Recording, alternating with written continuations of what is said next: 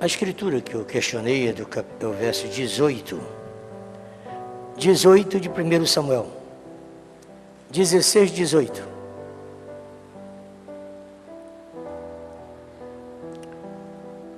Você pode ler como está na sua tradução. Então respondeu um dos moços e disse: eis que tenho visto a um filho de Jessé, o belemita, que sabe tocar e é valente e vigoroso, homem de guerra, prudente em palavras e gentil de presença, e o Senhor é com ele. Obrigado, Pai, por essa escritura e pelos momentos que passaremos tratando desse assunto. No nome de Jesus, te agradecemos. Amém. Obrigado. Você poderia ler, se desejasse, a escritura que precede a esse texto. Vamos ler? São muitas anotações. Se você não puder anotar todas, eu posso te dar posteriormente. Vamos ler o verso 14 em diante? Eu queria que você lesse, se possível. E o Espírito do Senhor se retirou de Saul, e atormentava um espírito mau da parte do Senhor. Prossigam. Então os criados de Saul lhe disseram: eis que agora o espírito mau da parte do Senhor te atormenta. Diga, pois, nosso Senhor a seus servos, que estão na tua presença, que busquem um homem que saiba tocar harpa. E será que, quando o espírito mau da parte do Senhor vier sobre ti, então ele tocará a sua harpa e te acharás melhor. Então disse Saul aos seus servos: buscai-me, pois, um homem que toque bem e trazei-mo aqui. Aí então vem a escritura que lemos. Interessante, né? O verso 15, não tinha tentado para isso aqui. Os 15. Então os criados de Saul lhe disseram: eis que agora o espírito mau da parte do Senhor te atormenta. Diga, pois, o nosso Senhor a seus servos. Chamando de discernimento. Os próprios servos de Saul, não foi Saul que disse. Saul podia até ter dito a eles, que eles eram pessoas de confiança, que ele estava atormentado por um espírito mau, é claro. Mas veja que os servos de Saul foi que disseram a ele: nós sabemos agora que um espírito mau da parte do Senhor te atormenta. Quer dizer, aos servos de Saul, evidentemente, foi aclarado, foi revelado que o espírito mau era da parte do Senhor. Então, Saul estava cercado de pessoas espirituais. Isso aqui não está no meu esboço, mas já me fala agora aqui. A importância de você estar cercado de pessoas espirituais, com percepção espirituais, percepção ministeriais, percepção pastorais, percepção apostólica. Eu estava em Boa Vista e fiz um comentário muito forte sobre uma moça aqui da nossa igreja, que hoje não vive aqui no Pará, vive no Sul, e eu disse que aquela menina era uma criatura muito especial na igreja, por causa da percepção ministerial que ela tinha. Sendo mulher, ela não tinha acesso ao púlpito para pregar, por exemplo, mas o controle que ela tinha das coisas espirituais, como ela tratava a parte da música, ela não tocava nada, mas ela sempre me procurava falando acerca da música, conversava sobre o coral, conversava sobre o círculo de oração, conversava sobre os trabalhos das congregações. Ela era uma irmã como vocês, como qualquer outra, mas ela conversava sobre o coral, conversava sobre o círculo de oração, conversava sobre a música, conversava sobre as congregações. Eu acabei de falar agora, eu estou pedindo a você, só para você conversar comigo, sobre o livro de Samuel. Já que eu sou estudante do assunto, eu estou escrevendo sobre o assunto. Eu estou com matéria para 2 livros, são 2 livros. Um vai sair com 8 capítulos, eu separei agora, e o outro com 8 capítulos. Eu estou tratando esse assunto. Fica a questão, será que eu estou perdido? Eu estou fazendo uma coisa tão errada, que ninguém chega comigo, ninguém fala de Samuel, ninguém fala de crônica, ninguém fala de reis. Você não sabia que o livro de crônicas, os 2 livros de crônica, abrangem um período de 520 anos? Dentro de crônica tem 520 anos. E você não encontra nada em crônicas para conversar com o seu pastor, sabendo que ele está estudando o assunto.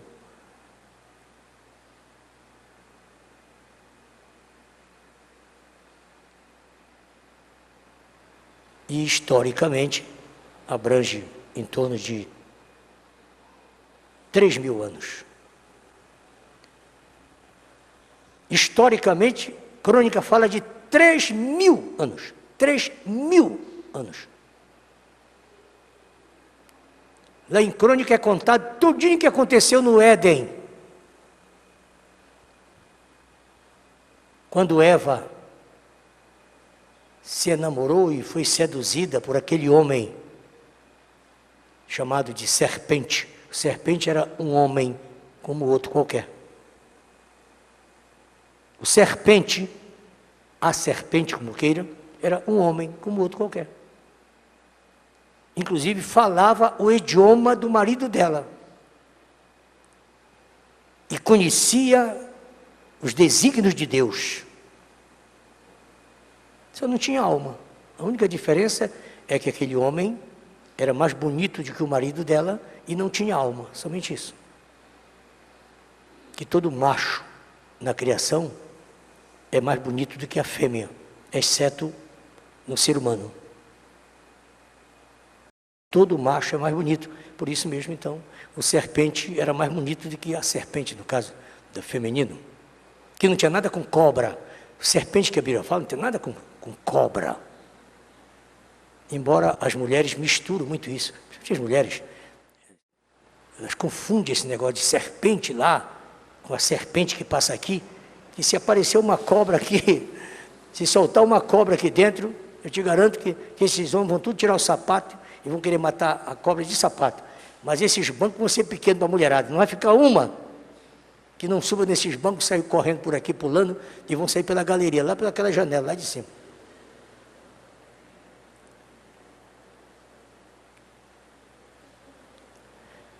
Leia o livro de crônicas. Pois bem. Legal. Então os criados de Saul lhe disseram: eis que agora o espírito mau da parte do Senhor te atormenta. Eles tiveram revelação, discernimento do que estava ocorrendo ali. Acredito que toda a igreja deve ter essa percepção pastoral. Todos nós devemos estar atentos ao que está, o momento que nós estamos passando aqui. Verso 8. Então respondeu um dos moços e disse: eis que tenho visto a um filho de Jessé, o belemita, que sabe tocar, e é valente, e vigoroso, homem de guerra, prudente em palavras e de gentil presença. E o Senhor com ele. Mas eu quero que me dê outra tradução, uma outra expressão que fala aqui. Olha que fala do sisudo. Como é que está na tua Bíblia aí? Que diz que é valente e animoso, homem de guerra e sisudo em palavras, e de gentil presença. Obrigado. Então vamos ao que interessa. Homem de guerra. Homem de guerra. Isso não tem nada a ver com Davi. Davi não era homem de guerra coisa nenhuma.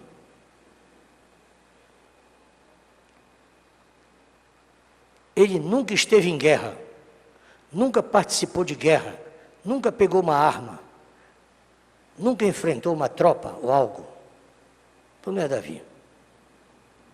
Agora, era homem guerreiro. E ele tinha provado a sua coragem ao enfrentar o urso, enfrentar o leão. Anote, capítulo 17, 34 ao 36. Não vamos ler, que não dá tempo. Apenas anote. Agora, é possível que o texto seja uma referência a seu pai. O texto não está falando de Davi. Certamente está falando de seu pai. O seu pai, sim, era homem de guerra e sisudo. O pai de Davi. Capítulo 17, verso 12. No capítulo 16, no verso 16 e 19,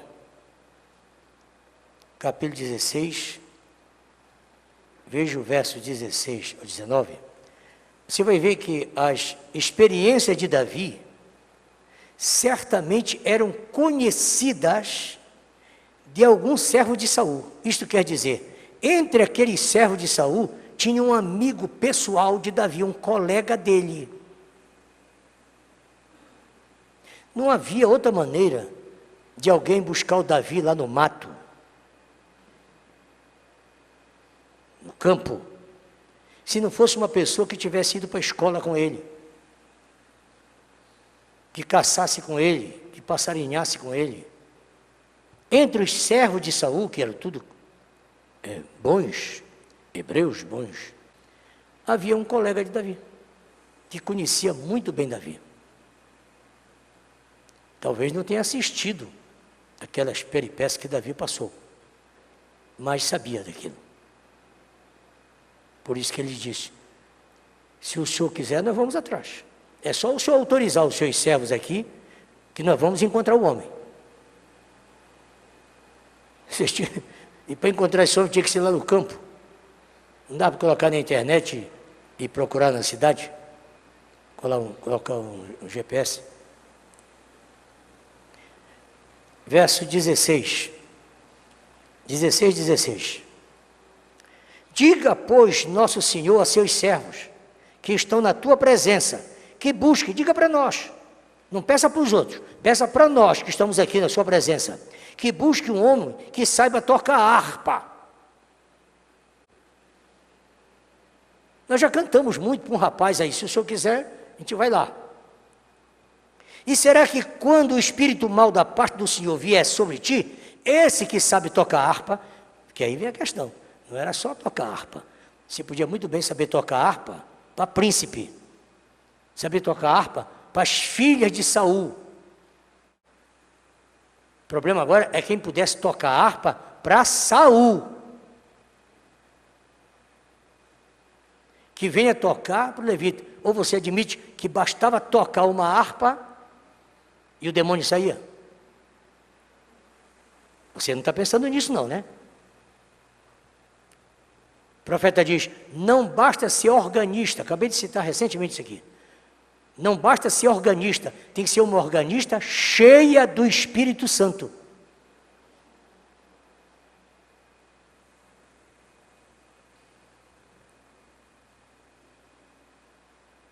Não basta ser diácono, Atos 6. Tem que ser um diácono cheio de sabedoria, cheio do Espírito Santo, cheio de fé. Eu sou diácono, como fez aquele lá em Pindaré Mirim, na hora que o pastor Pinto de Menezes disse, agora vamos consagrar aqui o irmão que vai ser o nosso novo diácono. Pode vir à frente, perfeitamente, estou aqui. Vamos orar pelo irmão. A igreja orou, o irmão quer dizer alguma coisa para a igreja, depois que foi agora ordenado ao diaconato, disse, quero sim senhor. Eu quero dizer para a igreja que a partir de hoje, os irmãos vão comer fogo comigo aqui na igreja. Pastor Pedro disse, a igreja está de acordo que o irmão seja destituído do diaconato, que ele não serve nem para ser crente? Amém. O irmão não é coisa nenhuma mais, pronto. Então não basta ser ordenado, não basta tocar harpa.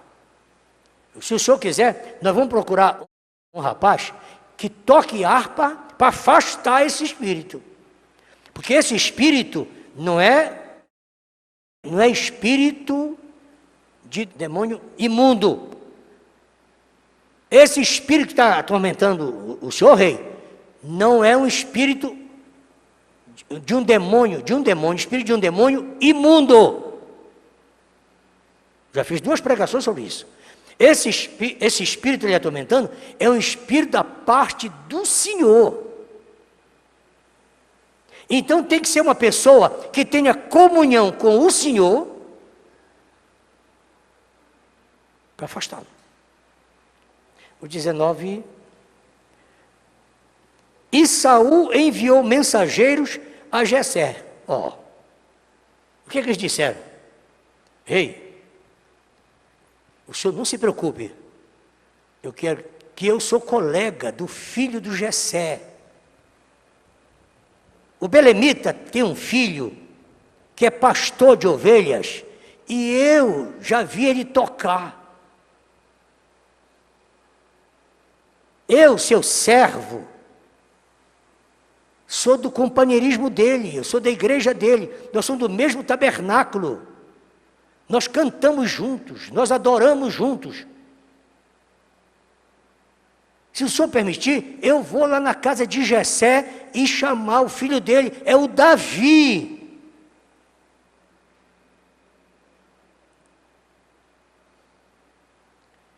E Saul enviou mensageiros a Jessé. Não foi ao Mané, não foi ao Zé, foi ao Jessé. Tu vai na casa certa e traz o rapaz certo. Dizendo-lhe, envia-me, Eliabe.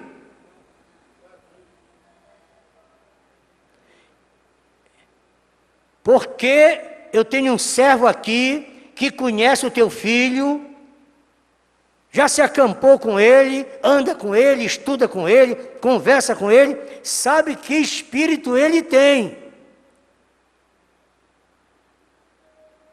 Então eu quero que tu me mande Davi. Está vendo, glória a Deus, irmão.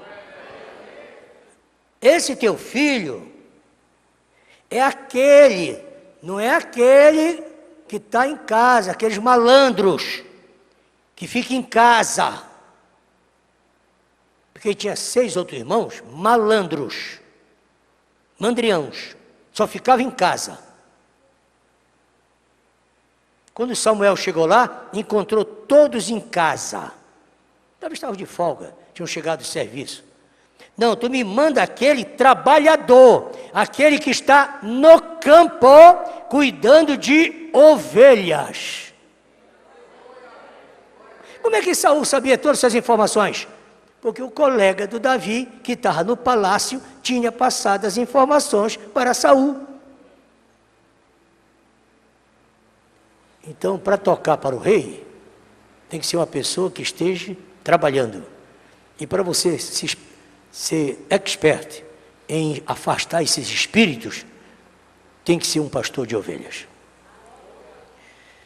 O verso 21 levanta uma questão também que é importante. Eu vou chegar ao final. Eu estou discutindo a questão do homem de guerra. Se derem um pouquinho de paciência, eu vou chegar ao final do assunto. Eu estou apenas discerrando todo o assunto. Chama-se sermão explicatório. É um sermão dificílimo. Mas para quem quer aprender. O verso 21 está falando do pajem de arma. Verso 21. Por quê? Porque é outro contraste que eu quero falar. Eu quero falar das construções hebraicas.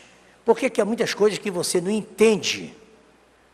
Porque as frases no hebraico que não são bem esclarecidas. Quando tenta-se traduzir para outros idiomas, ainda que venha através do grego, do latim, como veio, cria-se muita dificuldade. 21. Assim Davi veio a Saul. Chegou Davi. Davi chegou. E esteve perante ele. e o amou muito. Saul amou muitíssimo.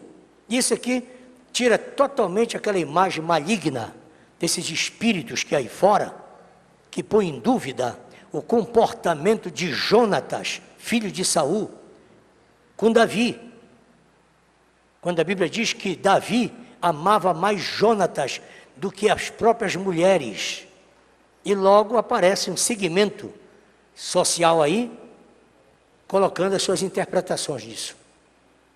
Mas aqui você está vendo, quem está amando Davi agora é Saul. O amou muito e foi seu pajem de armas. Há muitos que veem isso aqui e volta novamente. Então ele é o guerreiro. Não, nada disso. Pajem de arma. Está falando do jovem, pode ser qualquer um jovem, que sirva um rei, ou que sirva a qualquer outro nobre. Pode-se ver como um pajem de arma o iniciante na vida militar, o recruta, que está dando os primeiros passos, aquele auxiliar imediato, eu chamaria um secretário de confiança, que era secretário ad hoc, aquela secretária adjunta, que está ali para servir. É esse pajem de armas. Mas vou dizer por quê, onde se vê a importância do termo pajem de armas. Agora, posso concluir logo com isso. Quando você lê o verso 5 do capítulo 18, veja o verso 5 do 18. 18, 5. Você vai encontrar no capítulo 18, verso 5, exatamente Davi servindo ao lado de Saul como um verdadeiro pajem de armas. Ele saía para o combate com Saul, eu estou no capítulo 18. 18, não estou no 16 mais. Isso depois que Davi havia vencido o gigante.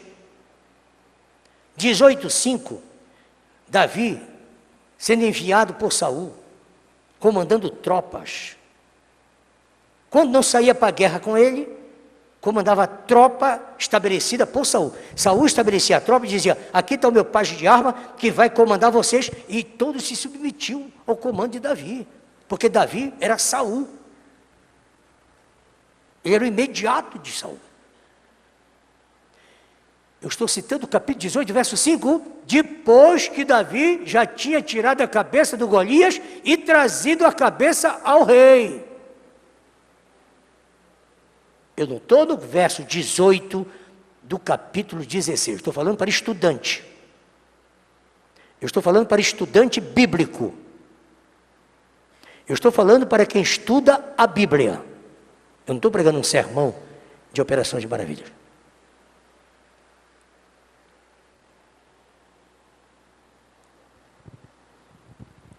Então, esse pajem de arma que está sendo falado aqui, no 21, 16, 21, eu diria, é uma complicação, é uma mistura de informação que foi colocada naquele capítulo.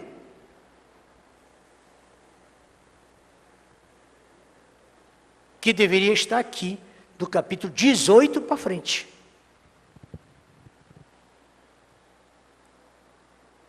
No capítulo 17, verso 15. O que é que diz 17, 15?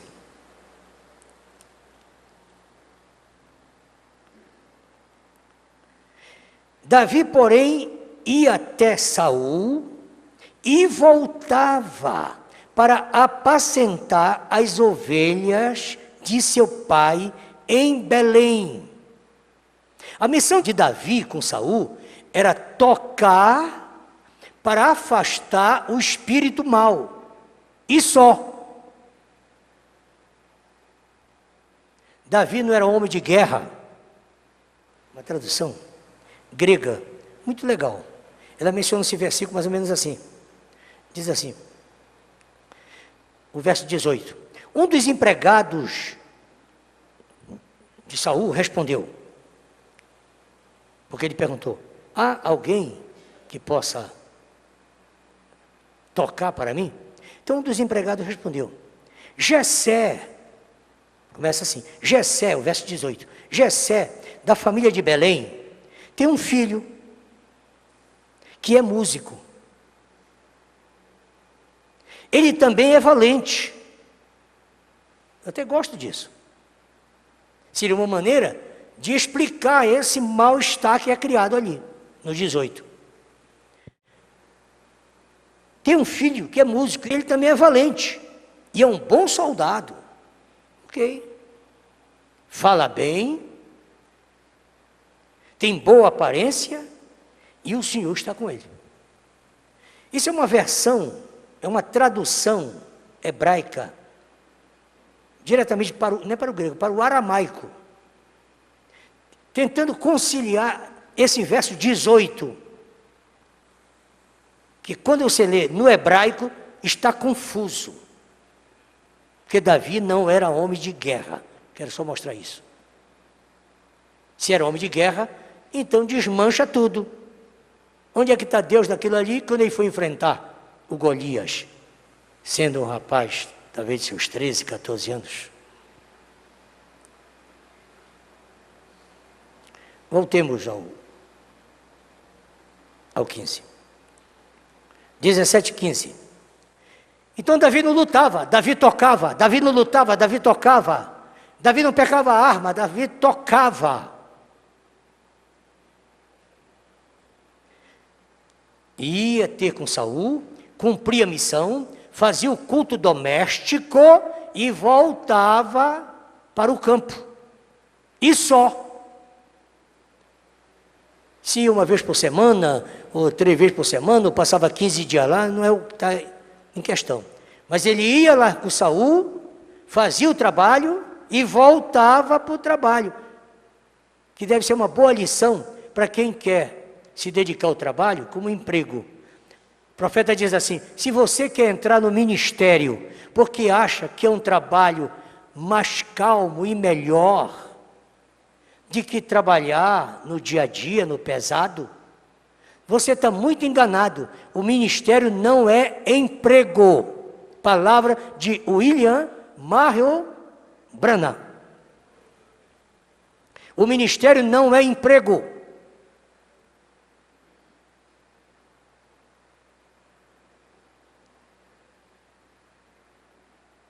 Eu, William Marion Branham, sendo pastor há 17 anos, estando pastor há 17 anos, sempre trabalhei com as mãos para me sustentar. Ah, não, agora eu sou evangelista. Agora eu sou diácono, sou cooperador. Então a igreja tem que me manter, a igreja tem que me sustentar. Davi ia cumprir a missão, tocava, afastava o espírito mal e voltava para o seu trabalho material. E não deixava de ser homem de Deus e de compor os seus salmos e etc.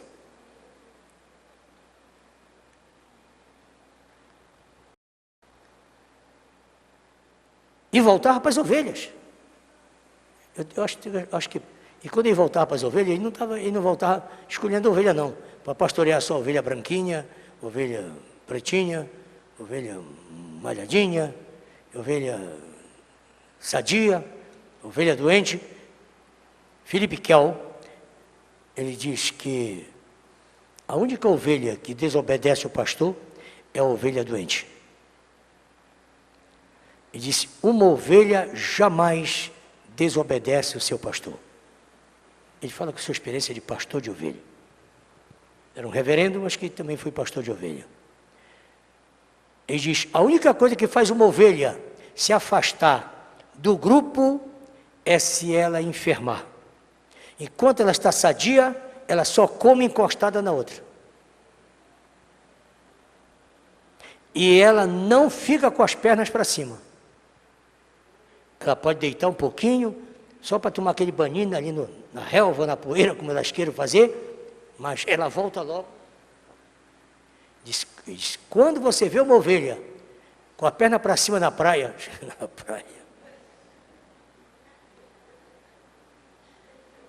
na piscina, quando você vê uma ovelha com uma tanguinha só,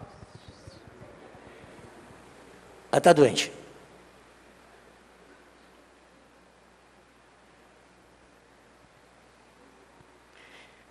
A ovelha só fica balançando as pernas para cima se adoecer. Aí ela perde a oxigenação, ela não foi constituída para aquilo, a sua pulsação dilata o seu coração, ela entra em choque. Vai a 180%, 200% da sua pulsação. Ela vai ter um colapso. E não tem quem faça ela voltar ao normal. Ela treme, treme, treme até morrer. Só tem um remédio para a ovelha quando ela se afasta, põe as pernas para cima, fica isolada, porque desobedeceu o pastor ou algo, né? Saiu do grupo. Só tem uma coisa, é se o pastor poder encontrá-la, colocá-la no colo e apertá-la no seu peito, colocando a cabeça dela no seu ombro, para ela sentir o cheiro do pescoço do pastor.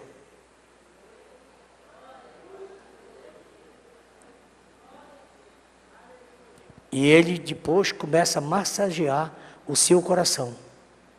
Vai massageando, massageando. Ela sentindo o cheiro dele, o calor dele, a voz dele. As minhas ovelhas conhecem a minha voz e me seguem. E não segue o estranho. Se você tiver 2 médicos, você não tem médico. Se você tiver um médico, você tem um médico. Se você tiver 2 pastores, você não tem nenhum pastor. Se você tiver um pastor, você tem pastor. Se ela conseguir perceber que ela está no braço do pastor, com o cheiro do pastor, massageada pelo pastor, ela vai se acalmando, aí ele vem e coloca no rebanho. E quando for a noite que ele for se recolher, durante o dia o pastor vela pelas ovelhas. Todo dia. Ele está vigiando as ovelhas. À noite o pastor vem e deita no meio. E as ovelhas todas deitam em torno dele. Quem quiser pegar ovelha à noite, é só procurar o pastor. Aí que disse Jesus, se mata o pastor, dispersa o rebanho. As ovelhas dormem em torno do pastor. Elas velam pelo pastor à noite. Disse o profeta William Mario Branham. Se a igreja ora, evita que o pastor cometa erros.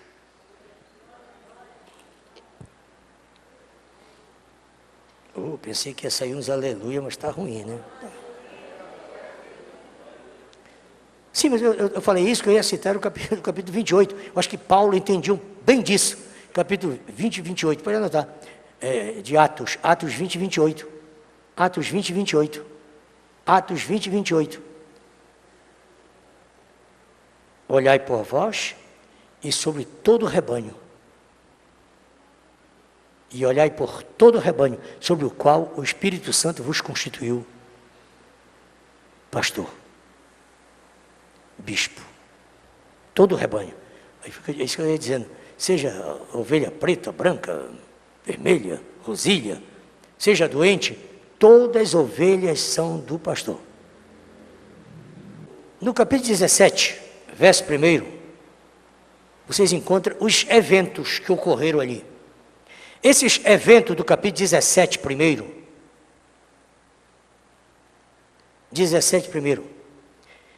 E os filisteus juntaram suas forças para guerrear e congregaram em Socó, que está em Judá, e acamparam entre Socó e Azeca, no termo de Damim.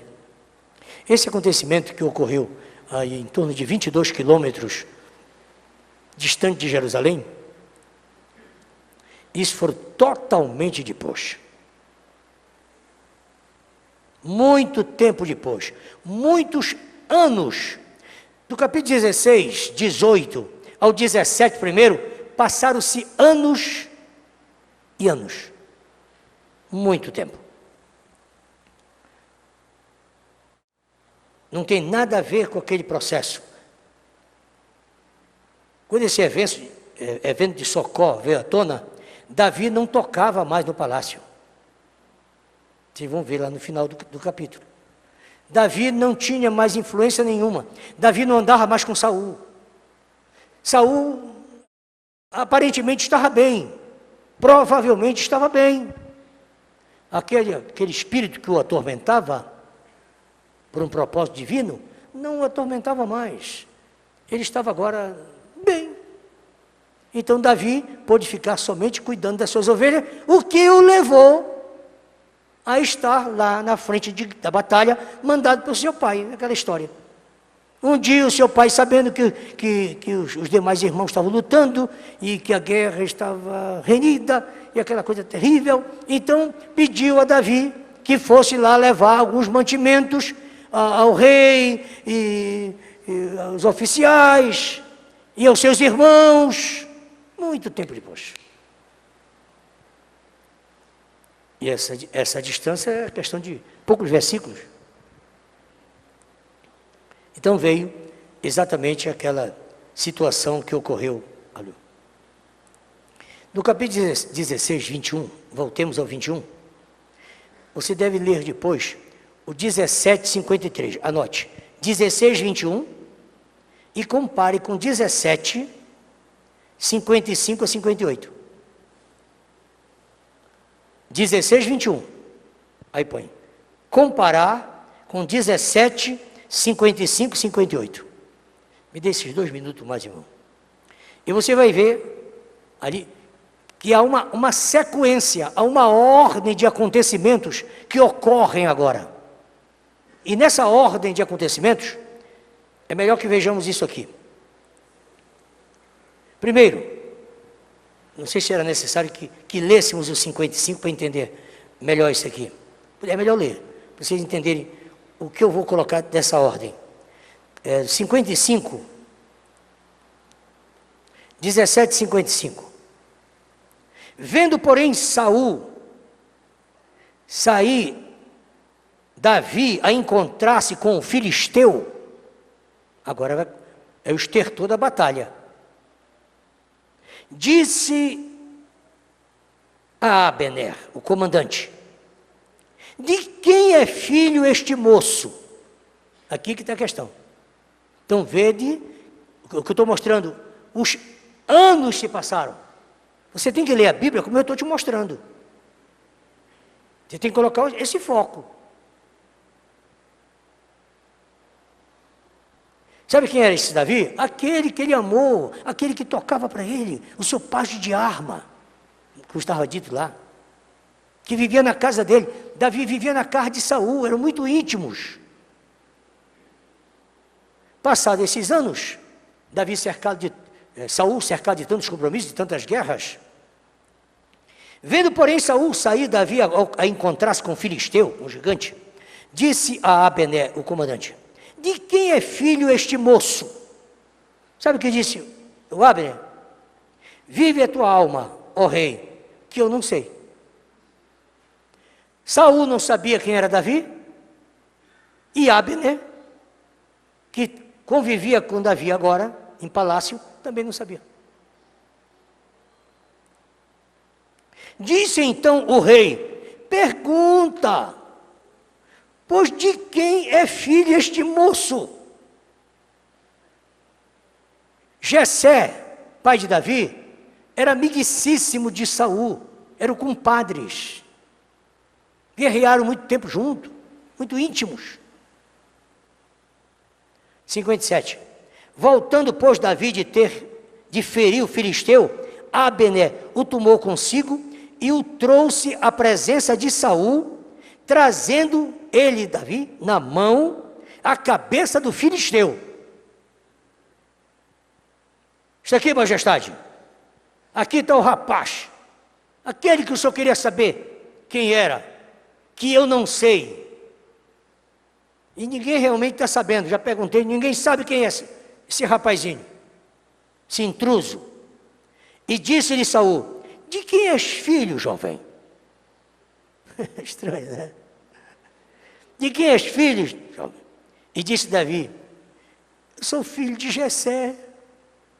Do Jessé. Do Jessé, onde o senhor ia tomar um leitinho lá em casa. Você não se lembra que você ia lá para cá todo dia tomar leite lá com o papai? Você não saía lá comendo queijo lá em casa? E quando o senhor não ia lá, o papai mandava um queijinho para o senhor. Sou filho de Jessé, aquele que tocava a harpa para o senhor. Eu estou lendo isso para colocar, então, a ordem disso aqui. Primeiro, observamos que há muitas frases de construções hebraicas que causam muita confusão. É essa dificuldade que vocês estão encontrando nesse texto. Uma história parece simples, simples como eu estou te contando aqui. Mas que tu não volte a lê-la como tu estava lendo antes. São muitas frases hebraicas. A questão não está no original. A questão está nos copistas. Porque nós não temos nenhum livro original, nenhum autógrafo, nenhum. Nós não temos autógrafo para provar que nós temos a verdade. Mas também os críticos não têm para dizer que está errado o que nós temos. E a prova da questão tem que ser deles. Quem critica é que tem que provar que está errado. Mas as cópias. Segundo, até mesmo textos mal elaborados, talvez por culpa dos copistas e não dos autógrafos, têm causado muitos danos em outras questões. Terceiro, o verso 18 do capítulo 16, que é o que está em pauta, é um exemplo da nítida complicação desse tipo de informação que você tem que estudar. Há certos versículos na Bíblia, irmão, que você tem que estudar mesmo. Quando eu digo assim, busque muitas outras traduções. Tem coisas que não. João 3,16 não tem nenhum problema. Deus amou o mundo de tal maneira, está tudo ok. Mas quando diz, acho que é o verso 15, assim como a serpente foi levantada no deserto, importa que o Filho do Homem seja levantado, agora complicou. Porque você não tem coragem de Jesus dizer que Jesus é uma serpente. Mas Jesus disse, eu sou como serpente. Mas se perguntar para você isso, você diz, cruzes, não. Cruz credo. Mas foi Jesus que disse. Então, citar 3,16, você cita, prega até ficar vermelho. Agora, falar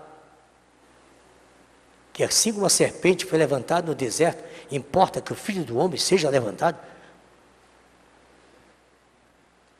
Explicar para alguém que Deus disse no Decálogo, desde o primeiro versículo do Êxodo 20, não farás imagem de escultura. Nada! Semelhante do que é na terra nem no céu. Não. Não faça imagem de escultura. Moisés, só um minutinho. Tu vai agora e me faz 2 querubins de ouro maciço e coloca em cima da arca. Que eu vou descer e eu vou falar de cima daquela imagem de escultura. Eu vou aparecer como uma fumaça. Quando a fumaça aparecer, tu fica quieto, que eu vou falar. Eu só vou falar de cima das imagens.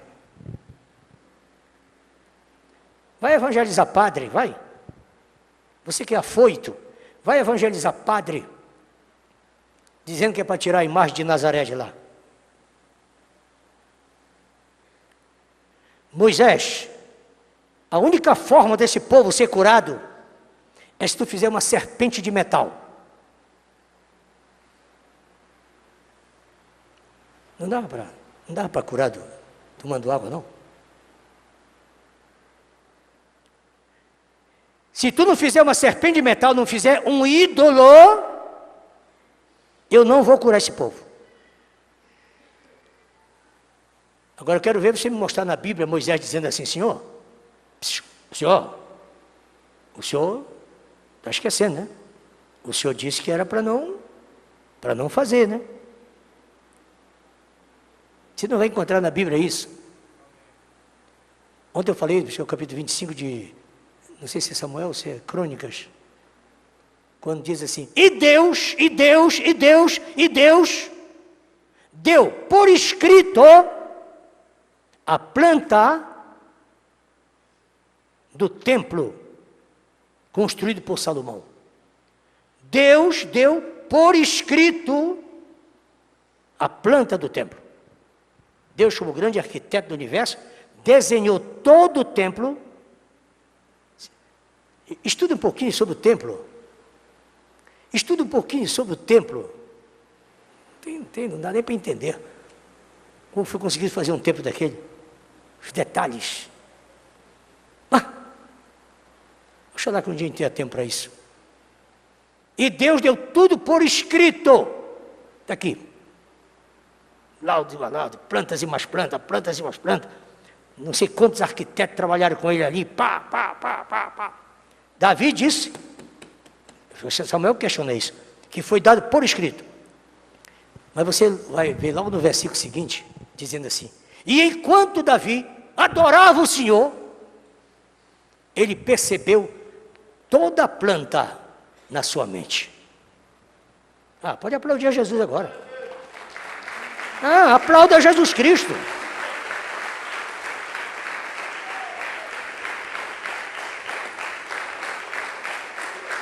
Deus deu por escrito.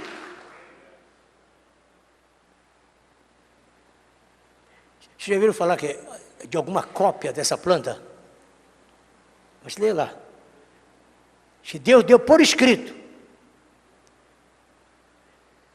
Eu fiquei tão empolgado quando eu vi isso, que me deu vontade de chutar logo a cadeira. Que eu me lembrei logo de Noé. Como é que Deus chegou com Noé e mandou ele fazer uma arca do tipo que fez com todos os compartimentos, medida, 300 côvados de comprimento, 50 de largura, 30 de altura, com 3 compartimentos, e todos aqueles detalhezinhos, e para betumar por dentro, betumar por fora, e coloca os animais lá, o casal dos bons assim, tudo que vocês sabem. E o irmão Branco diz assim, a mulher dele dizia, querido, não é melhor perguntar para Deus que eu estou achando que está ficando muito grande. Ninguém está dando conta. Não está fácil essa arca não. Para começar, ninguém vai entrar aí. Para que essa coisa tão grande? Ninguém se converte. Não é melhor logo meter uma motosserra aí, cortar, fazer só metade, fazer um bote? É só nós mesmo. E para que meter essa bicharada toda aí dentro? Noé nunca foi perguntar para Deus, que quando eu li isso aqui eu entendi agora, é que Deus deu por escrito. Deus deu por escrito. Todo dia que Noé precisava, ele fechava um olhozinho assim.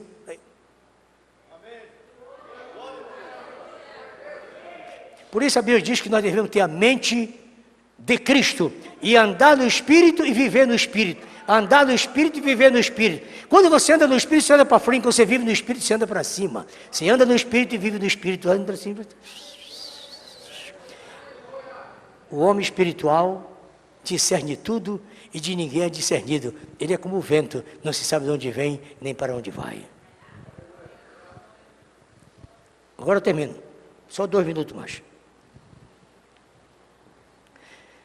Então, o capítulo 18, o verso 8 e 16, deixa bem claro isso. As Escrituras, muitas das vezes, quando fala de filhos está se referindo a familiares distantes. Por isso que eu dei aquela nota no início dizendo, a mim me parece, eu dispenso essa tradução do aramaico, eu prefiro admitir que o texto está se referindo a Jessé. O verso 18, há uma mistura ali de Davi e Jessé. Quem escreveu, ou quem copiou, ou algo, sabia quem era Jessé, sabia quem era Davi. Como não estava escrevendo para mim nem para você,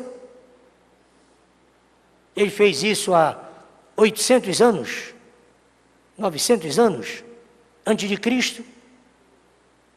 Ele nunca pensou que agora, depois de 2.000, quase 3.000 anos, nós estaremos conversando no assunto. É o que se levanta com respeito à expressão de Mateus, comprovadamente. Não tem o que fugir. Mateus diz que Jesus disse. Em Mateus está escrito que Jesus disse que o Zacarias, que foi morto entre o altar e o santuário, foi Zacarias, filho de Baraquias. Está escrito em Mateus, pode ler no livro de vocês. O que é forte é porque ele está citando palavras de Jesus.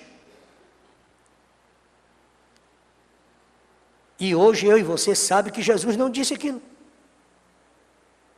Jesus não falou aquilo. É só perguntar para Marcos. Porque Mateus escreveu o que Marcos escreveu.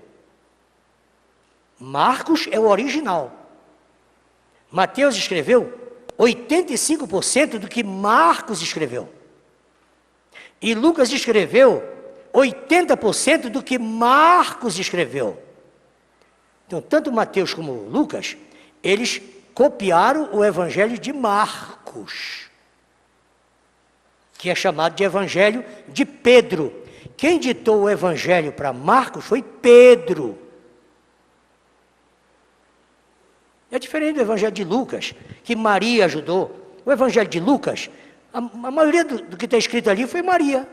A Virgem Maria foi que falou para ele. Só Maria sabe daquilo. Pode ler o Evangelho de Lucas. O que está escrito no Evangelho de Lucas, lá no início, só Maria. Só o anjo e Maria sabem, mas ninguém. Nem José, ninguém sabe. Não era o caso de Marcos. Mas Lucas é claro quando diz, Teófilo, eu só escrevi isso depois de muita investigação.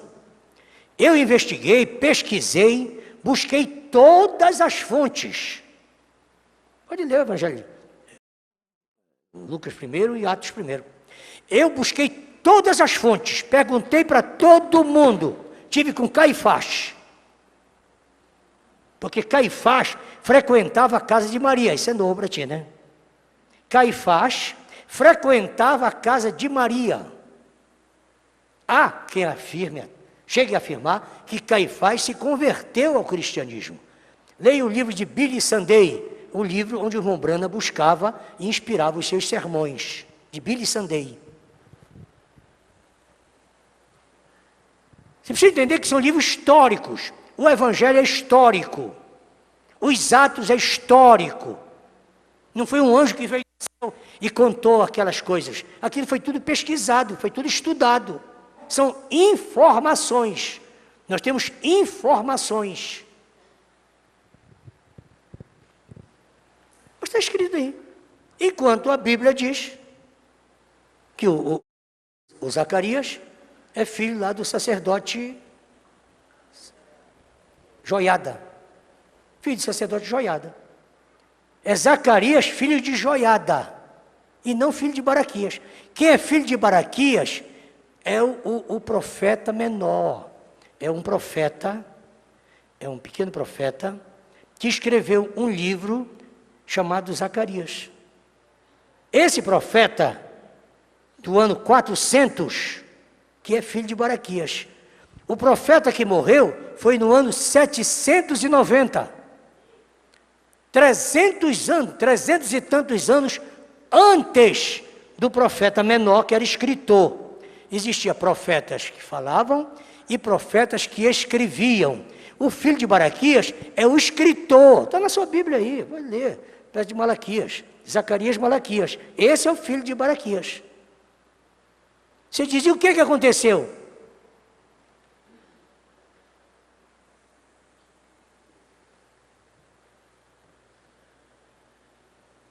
Caneta. Foi algum copista, talvez por volta do ano 100 ou 200, algum escritor que pegou a cópia do Evangelho de Mateus e escreveu. Deve ter pego no rodapé aquilo. E na hora... Quer uma coisa? Pergunte para mim. Eu sou filho de José. Pergunte de que José é o seu filho? Pergunte para mim. Pergunte. Pergunte. Eu sou filho de José Ferreira. Você deve dizer, o senhor é filho de José Ferreira? Ah, desculpa, sou filho de José Ribeiro. Vocês nunca vão ouvir alguém chamar o papai por José Ribeiro. Papai nunca foi José Ribeiro. Nasceu, viveu e morreu José Ferreira. Meu papai não era José Ferreira, o papai era José Ribeiro. Deu para entender agora? É porque ele foi identificado como José Ferreira. Alguns chamavam pastor Ferreira. Pastor Ferreira, pastor José Ferreira, pastor Ferreira e tal. Agora, eu duvido que, então, alguém vai dizer, alguém vai dizer, todo mundo diz, você é filho de Zé Ferreira. Em Ponta de Pedra, sou filho de Zé Ferreira. Mas aqui em Belém eu sou filho de José Ribeiro. Então você pega uma caneta e escreve. O filho de Zé Ferreira estava pregando e quase não termina o sermão dele. Outro diz, não, quem estava pregando é o filho de José Ribeiro. Eu estou ficando sabido, então não? Foi só para poder ganhar mais 5 minutos.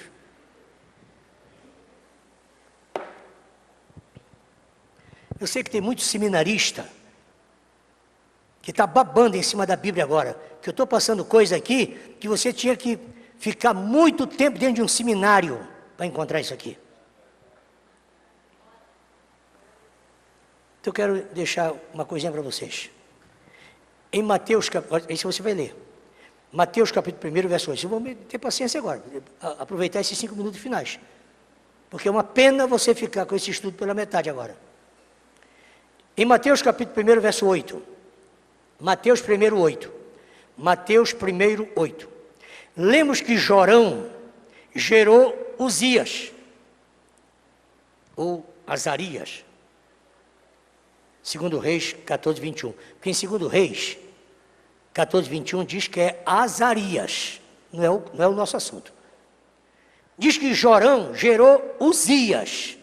Mas se você ler lá em 2 Reis, onde fala do assunto, diz que é Azarias. Mas é a mesma pessoa. Porém, Uzias, que se diz gerado por Jorão, não era filho. Eu quero mostrar só como é que isso funciona. Em Mateus 1, 8, não é assim que está escrito aí, o que é que diz aí? Leiam. E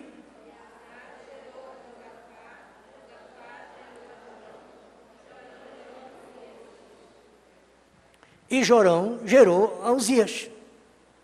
Mas Uzias não era filho dele. Uzias era tetraneto. Não era filho, era tetraneto.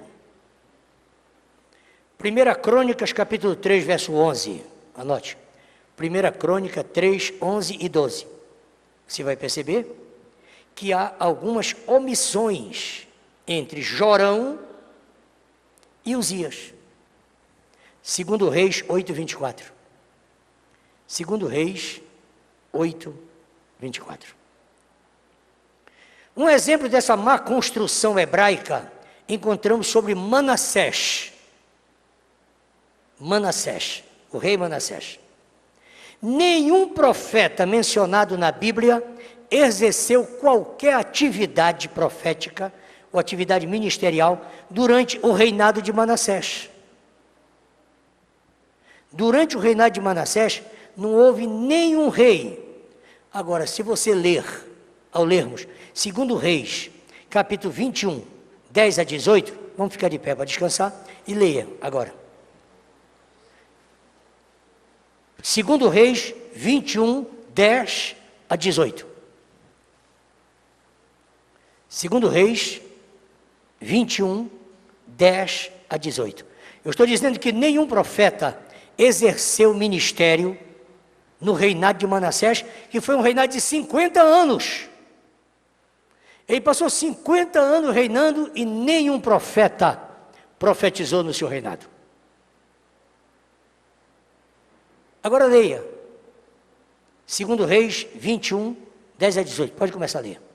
Então o Senhor falou pelo ministério de seus servos, os profetas, dizendo: porquanto Manassés, rei de Judá, fez estas abominações, fazendo pior do que tudo quanto fizeram os amorreus, que foram antes dele, e até também Judá fez pecar com seus ídolos. Por isso, assim diz o Senhor, Deus de Israel: eis que hei de trazer uma má sobre Jerusalém e Judá, que qualquer que ouvir, lhe ficarão retinidos ambos os ouvidos. E estenderei sobre eles o cordel de Samaria e o prumo da casa de Acabe. Limparei a Jerusalém como quem limpa o prato, limpa-o e vira para baixo. E desampararei os restantes da minha herança. Entregá-lo-ei na mão de seus inimigos e servirão de presa e despojo para todos os seus inimigos. Porquanto fizeram o que era mal aos meus olhos e se provocaram a ira, desde o dia em que seus pais saíram do Egito até o dia de hoje. Além disso, Manassés derramou muitíssimo sangue inocente, até que encheu a Jerusalém de um ao outro extremo, afora o seu pecado com que fez Judá pecar, fazendo o que era mal aos olhos do Senhor. Porquanto os demais feitos de Manassés, tudo quanto fez e o seu pecado que praticou, porventura não estão escritos nos livros das crônicas do rei de Judá? E Manassés dormiu com seus pais e foi sepultado, seu filho reinou em seu lugar. Eu disse a vocês que nenhum profeta durante 50 anos profetizou em Israel. Então, tudo que você viu aí, nesse texto, nada mais é do que simplesmente um sumário das profecias que existiram naquele tempo, mas não no reinado de Manassés. Mas quando você lê o primeiro versículo, por favor, quando você lê o primeiro versículo, você está entendendo que os profetas estavam falando com ele. Como é que diz o primeiro versículo? Então o Senhor falou pelo ministério de seus servos, os profetas. Ok. Então o Senhor falou pelo ministério de seus servos. Você lê esse versículo e passa a entender que tudo que você vai ler em seguida é uma profecia. Não. É apenas um sumário das mensagens proféticas, mas não que foi profetizado a Manassés.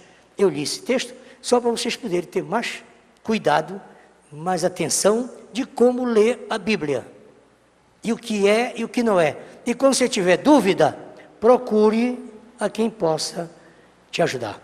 Que Deus abençoe. Eu espero que eu não tenha mais que entrar numa dificuldade dessa. Foi um versículo que eu li e gerou isso. Gostei do assunto, mas me cansou muito para chegar a essa conclusão. Deus te abençoe. Vamos aplaudir a Jesus, que Ele merece toda a honra, toda a glória e todo o louvor. Somente olhar a Ti, Senhor. Somente olhar a Ti, Senhor. Somente olhar a Ti, Senhor. E não olhar atrás.